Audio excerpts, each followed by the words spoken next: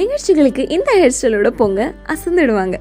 இந்திய பெண்கள் என்னதான் மாடர்னாக இருந்தாலும் கல்ச்சர் சார்ந்த ஃபெஸ்டிவல் வந்தால் போதும் ட்ரெடிஷ்னலை அடித்து தூள் கிளப்பிடுவாங்க. ஆனால் அதுக்காக தங்களை முழுசாக மாற்றிக்கிறது ரொம்பவே முக்கியம்.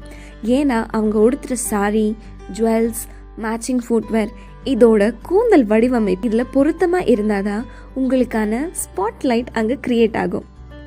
அந்த மாதிரியான அசத்தல் ஹேர் டிப்ஸ் இந்த வீடியோவில் தெரிஞ்சுக்கலாம். முதல்ல பார்க்க போகிறது இந்தியன் பிளேட்ஸ். இந்த வகையான பின்னல் ரொம்பவே ஈஸியாகவும் பல வருஷமாக இருந்து வர பிளேட்ஸ் வித் ஃப்ளவர்ஸ் வடிவமைப்பாக இருந்து வருது.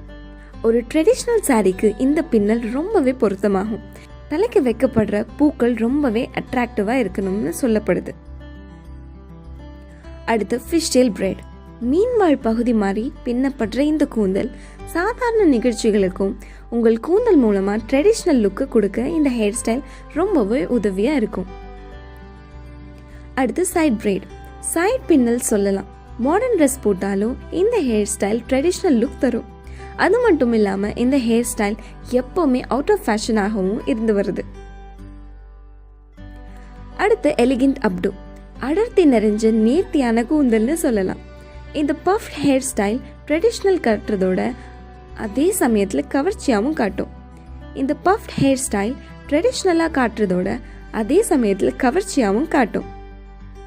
அடுத்து மெஸ்ஸி பன். இந்த ஹேர் ஸ்டைலை முக்கால்வாசி கிறிஸ்டியன் மேரேஜில் நம்மளால் பார்க்க முடியும். இந்த ஹேர் ஸ்டைலுக்கு ட்ரெடிஷ்னல் சாரியோட சார்ம் லுக் உங்களுக்கு கிடைக்கும். அடுத்து பஃப் அண்ட் பன். இந்த இமேஜை பார்க்கும்போதே தெரியும் மாடர்னும் ட்ரெடிஷ்னலும் சேர்ந்த மாதிரி இருக்கும்.